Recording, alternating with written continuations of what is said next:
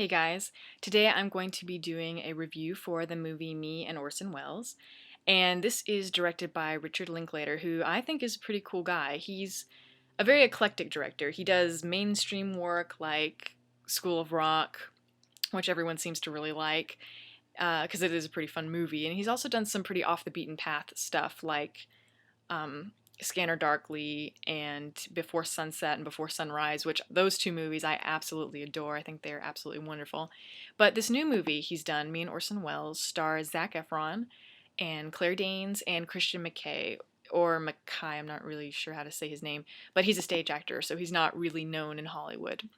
But basically, this movie is about a character named Richard, and he's a 17-year-old kid. He lives in New York in the 1930s, 1937 to be exact, I think. But anyway, he kind of on a whim and purely by accident gets cast in a small role in the stage production of Julius Caesar. And this is directed by none other than Orson Welles, a very young Orson Welles. He was 22 at the time when he directed the show.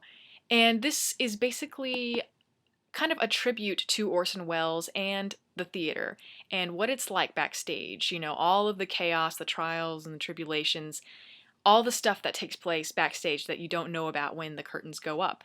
And this movie, in that way, really reminded me of another movie I really like, Footlight Parade, which came out in the early 30s, and it's directed by Busby Berkeley.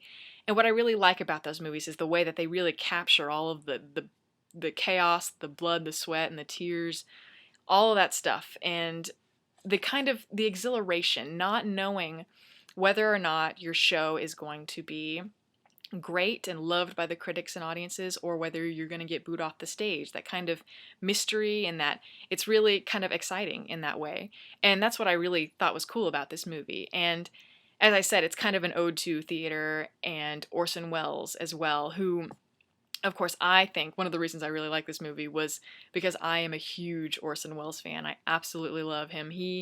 And I think most film buffs do, because he is like the Beethoven of the cinema. I mean, look at the things that he did, even at such a young age too. I mean, he revolutionized theater, or not revolutionized radio, I should say, with War of the Worlds and things of that nature. And I mean, he directed Citizen Kane by age 25. And not only did he direct it, but he starred in it and he wrote it. And I mean, he was 25 years old when he did this. And of course, Citizen Kane is considered to be one of the greatest, if not the greatest movie, or greatest American movie of all time. I mean, it's an incredible film. If you haven't seen it, you have to. I mean, it's an essential for any movie lover. But anyway, this movie is more about Orson Welles before his status was really elevated and he was taken seriously and could make movies like Citizen Kane and things like that.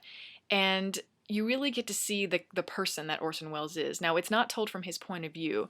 It's told from the point of view of Richard, or Zac Efron, which I really liked. I preferred that, because you could see the world of the theater from just an innocent, naive kid, and you could see the way that Orson Welles works, but not necessarily, you didn't lose any of the mystery of the man, is what I'm trying to say.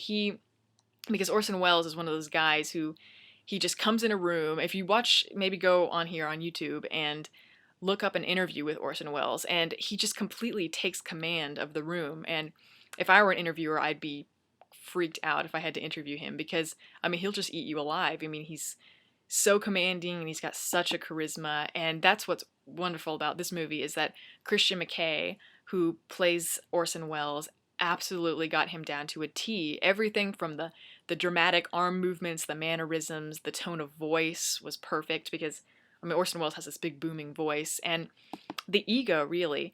And I thought he did a wonderful job, because honestly, when I was watching this movie, I completely forgot about the actor, and I really saw Orson Welles when I was watching this movie, which is really, I mean, that's admirable right there. And I mean, Orson Welles, I mean, he's just so fascinating, and I'm sure he's very difficult to pull off for any actor. And Christian Mckay did a wonderful job with that.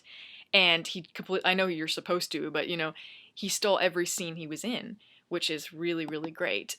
And I know he's supposed to be that Orson Welles was supposed to be in his early 20s when he created Julius Caesar for the stage, but the actor, of course, clearly is not 22 years old. He's definitely older than that. But I really didn't mind that because it kind of maintained the illusion of the genius of Orson Welles, because Orson Welles he's very wise beyond his years, of course, and he's a total genius, and he's just kind of above everyone else. So even though he didn't look 22, I didn't mind that at all. It kind of maintained that illusion for me. But anyway, this movie is, I like it because it's not a brilliant film by any means, but it's just very enjoyable. It's got a very warm, kind of romantic look to it, and it's just a tribute to the love of theater and Orson Welles and all of that. And I really respected that from Richard Linklater. I thought he did a terrific job with that. And I also I loved about the movie was the little things that they captured, those kind of subtle nuances of Orson Welles and of the period that they were trying to depict. And particularly, there was a scene, as I said before, Orson Welles is very dramatic, and it's kind of you don't really, there is a big mystery behind the man, but there is a small scene where you kind of see him unravel just a little bit, kind of talking about his early life, about his parents dying when he was young. And he refers to the book, Magnificent Ambersons, and talks about what it means to him. And that's really cool because, of course, later on he went on to make the movie Magnificent Ambersons, which is also a brilliant film, most of it anyway. And also there was one part, he liked to charm the ladies. He had a weakness for the girls, and he does a magic trick to kind of, get noticed, or I guess make the girl feel, I don't know, he's trying to flirt with her. And that little magic trick was kind of showing that he used to actually be a magician when he was younger. And I'm talking a real magician. I'm not talking about, pick a card, any card. I'm talking like really cool magic. And if you actually, on YouTube, they do have videos of him doing his magic tricks, and they are awesome.